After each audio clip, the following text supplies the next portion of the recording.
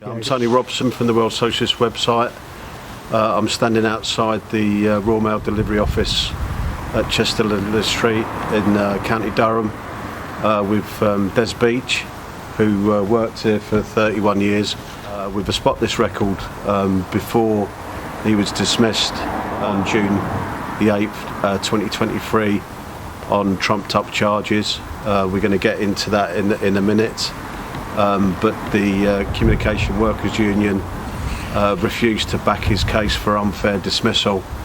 I'd done an interview with Des a couple of weeks back that was published on the World Socialist Web Site. It got quite high readership. We've had a lot of messages of support and solidarity from other postal workers up and down the country. Des, is there anything you'd like to say to your former colleagues of the messages, the support that you've got over how you were treated? Yes, I'd just like to thank the lads who I work with for their support, and I miss a lot of them. Yeah. Still miss them. Yeah.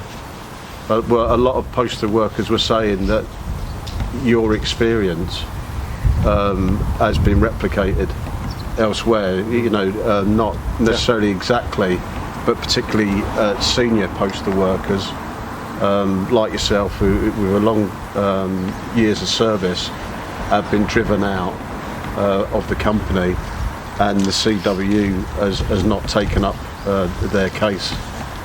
What do you think about that? I mean, when you done the interview with me, was that the first time that you've publicly spoken about your case? And was done, yes. Yeah, and why did you? How did you feel about doing that? Why did you feel that was important to address what had happened to you?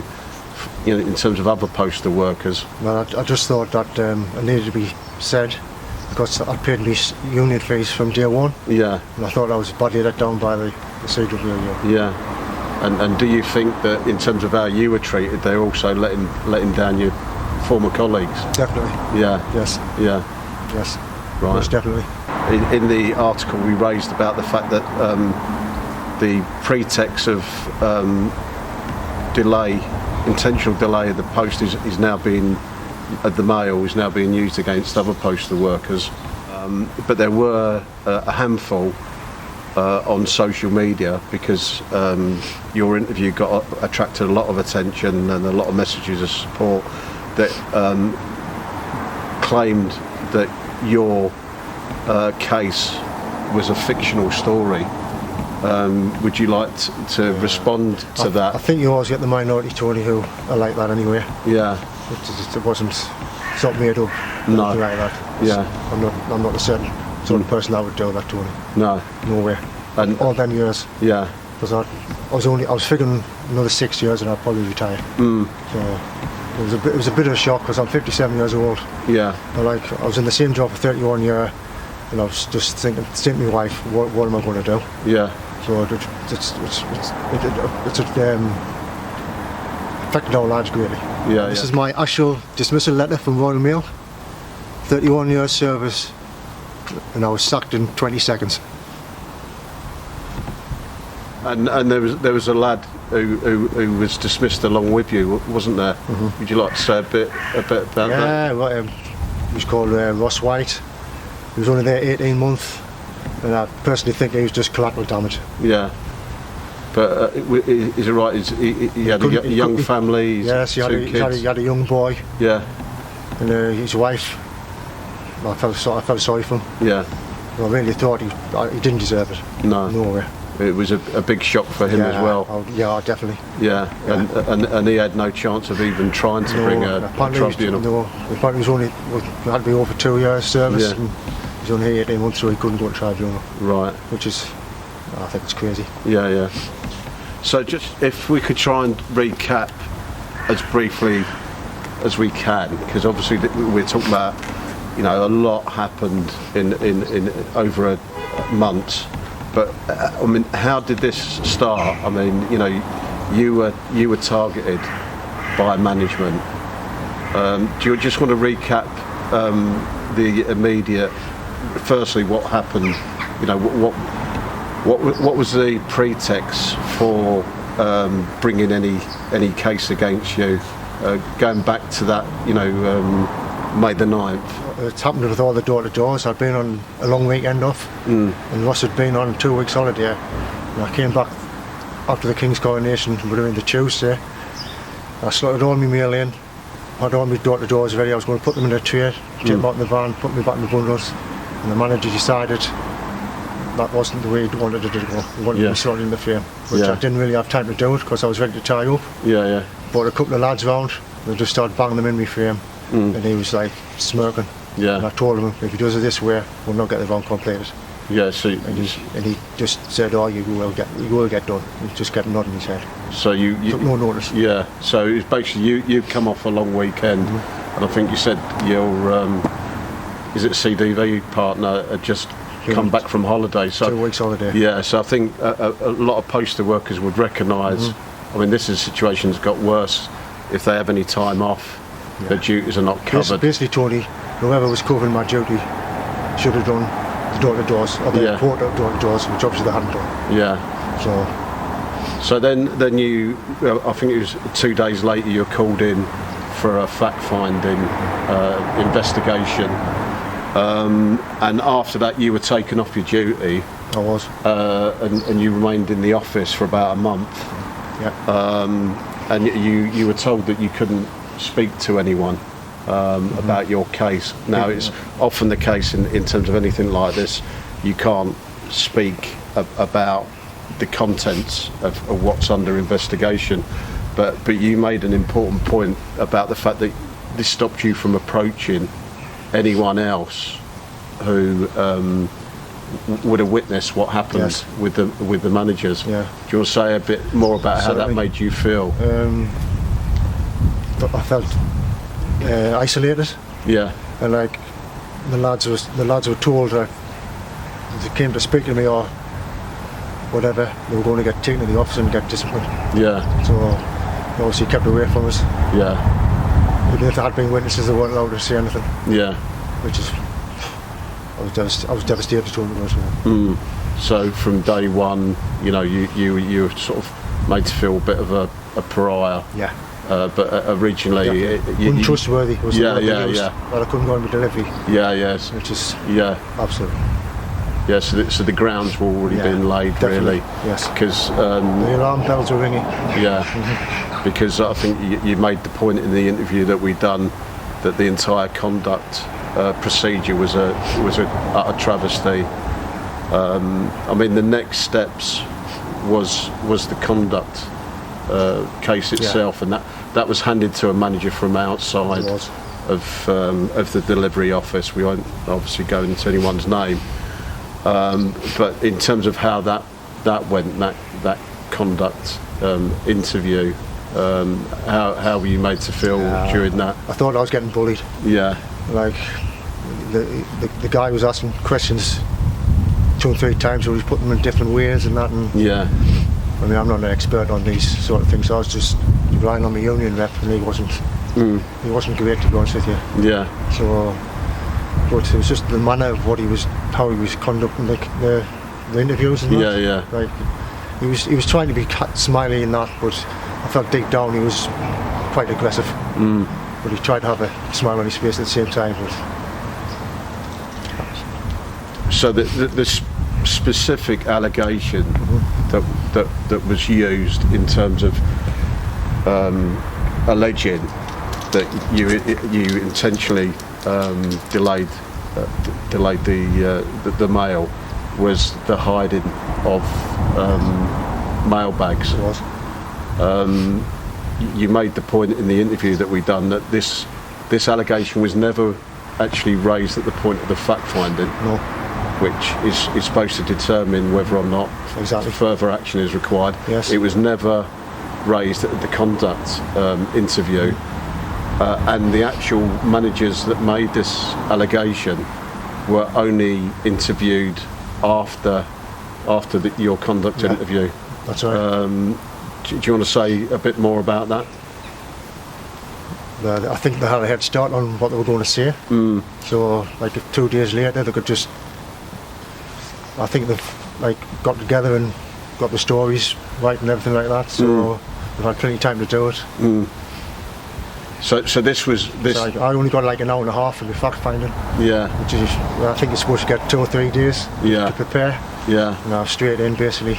So, and I was in for 2 hours. Yeah. And I felt really stressed. And I've got like, I've got kidney disease, and I told the manager I'm getting a bit stressed and it's not good for me, like blood pressure and all that. And he just turned on and said, "Oh, is that a threat?"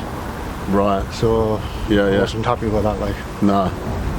And so this allegation about hiding the mail bags, this was introduced after all of this process, and you were never given the opportunity to answer this allegation, because I've got this correct. The next thing you knew, the manager that had come down from outside the delivery office came to speak to you, and that's when he notified you that you were being sacked for gross misconduct. that's correct. And was that mentioned then about the so-called hiding of the mail? No, it was never mentioned during all that. Not even in my conduct interview, Tony. Yeah. No. Right. So what was the specific allegation then, or what was the pretext for gross misconduct? I think it was just the intentional delay of mail. Yeah, but it wasn't at all. Definitely not. No. And so you've explained the fact that the allegation of hiding mail bags was never introduced at the fact finding and at the conduct hearing. This was something that was introduced later on, by the two managers. But what the actual grounds for sacking you for intentional delay of mail was that you didn't inform the managers. That's correct. That you brought mail back. Do you just want to answer that allegation in terms of just putting that to rest? The manager got informed 3 times before I left the office that morning. Just because we're supposed to ring them at 1 o'clock, but it's just like an office agreement as far as I know. Yeah. And we were that busy, we forgot to ring at 1 o'clock. So the manager rang the lad I worked with at 1:20. We told him the same thing again. They would bring a couple of bags of mail back because we were too busy. And then when I came back, I had them in my hand, and I walked down this yard, got them out the back of the van, and he saw us behind the door, and I had the mail in my hands like that, and he actually saw the mail. And I honestly did forget to tell him at that door, because I was busy talking to the guy. Yeah. So and then I put them on my bench, which we were supposed to do. Yeah. And I just left it at that, and I thought it'd be okay. Yeah. So, but even the Royal Mail solicitors took the hiding the bags out of the equation. Had nothing to do. Yeah. Had no proof whatsoever. Yeah. So, and you said you'd showed what had happened to you to a former Royal Mail manager. What did they say about it? he said I shouldn't have even had a caution. Yeah. When he looked at me. Right. Okay. Next thing was you had an appeal. Was it June the 30th? Right. Yes. Yeah. Yes. You had the appeal. I mean, did you find that process itself was impartial or well balanced at all? I found the guy who did it. I thought he was okay. Yeah. But I didn't feel confident that he was going to go my way. Put it that way. Because I was actually told he was independent, and he was actually a Royal Mail. He worked for Royal Mail. He was an actual manager. Yeah. So I wasn't very confident at all once I heard that. Like. No. And so that the appeal, the decision stood in terms of your gross misconduct. It did. Nothing came out of that. Nothing at all. No. And so the next thing was, were you focused on? How did you feel then? Did you decide then? Well, maybe an employment tribunal Definitely. is the way to go. And you managed. I felt so let down, Tony. Yeah. So I thought, well, next step's the tribunal. See what happens there. So, Yeah. And there was a bit of there was a change in what you were being told by the CWU officials, because they said that initially you had a strong case, but that changed. Yeah. Do you want to say a bit more about that, in terms of how surprised you were to learn that the CW changed its position on your case of unfair dismissal. Well, the guy who represented us he went sick. And he went. I think it was about August. He went sick. And he was being, I think he's just returned to work. So I'm not blaming the union representative. But like me and my wife were left in the lurch. We had deadlines to make. We had to do everything ourselves. Yeah.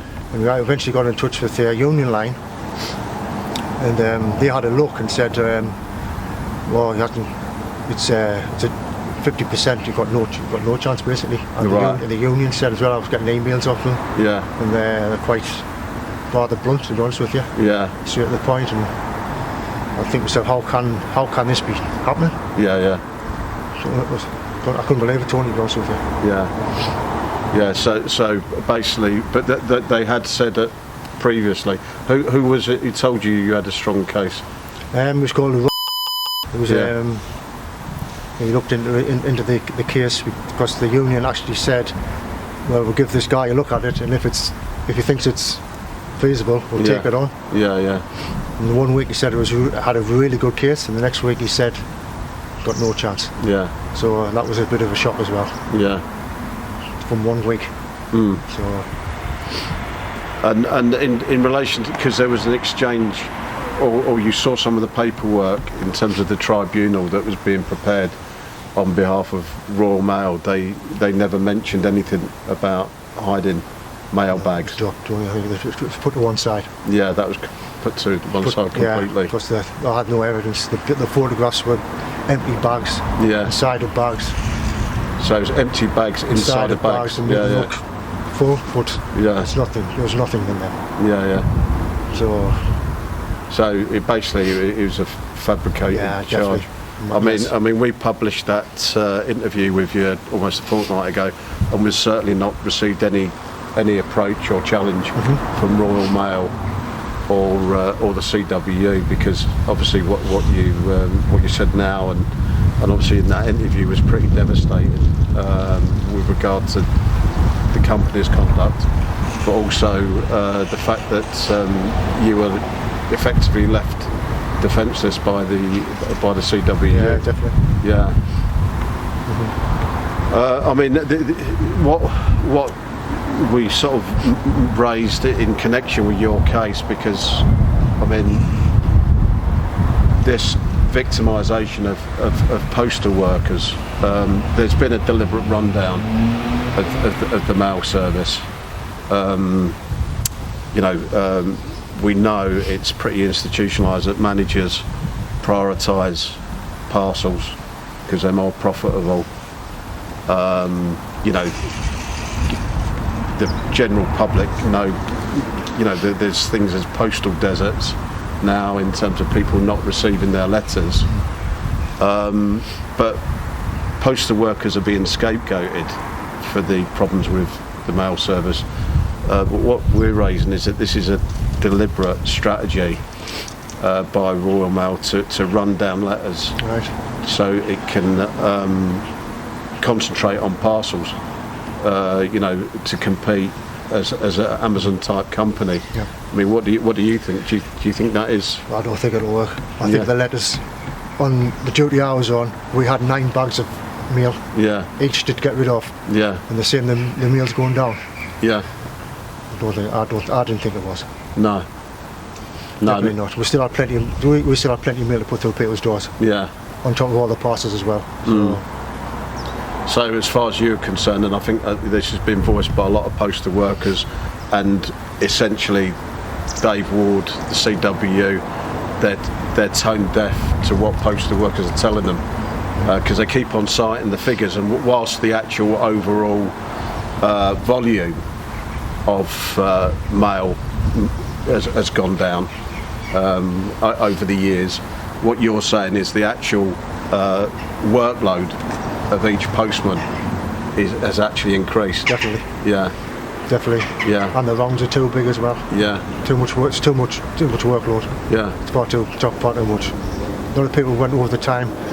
On numerous occasions, I went over by at least half an hour. Yeah. Just to get it done. It's just too much. You can't get it all done fully.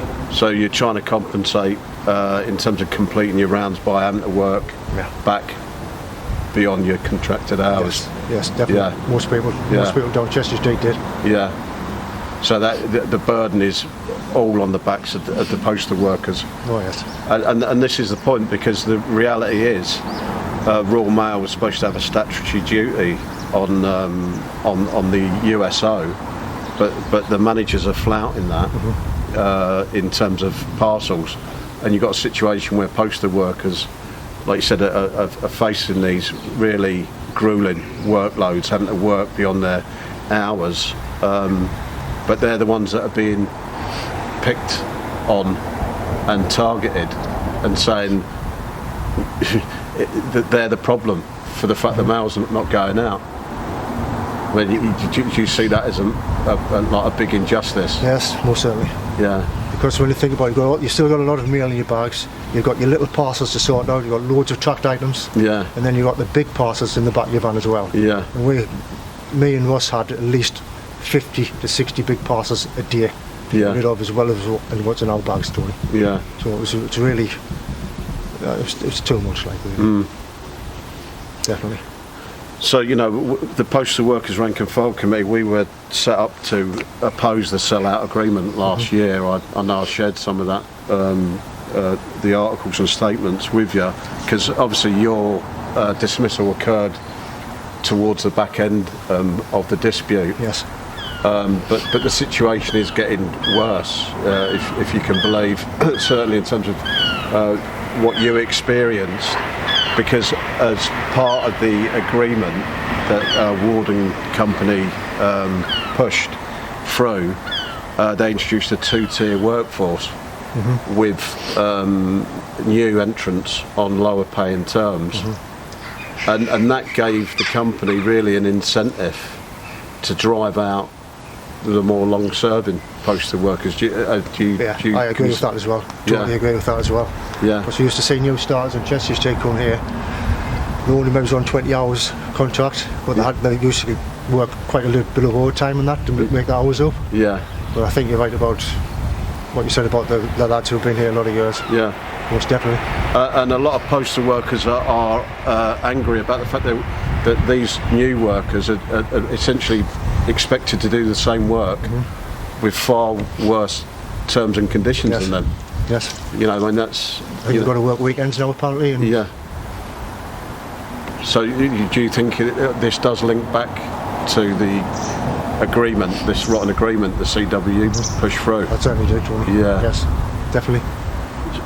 So, we've obviously, doing this interview, this is to obviously acknowledge the support that you've won. I'm sure more will come out as we proceed. But the Rank and File Committee is essentially saying that this is a fundamental issue that needs to be taken up.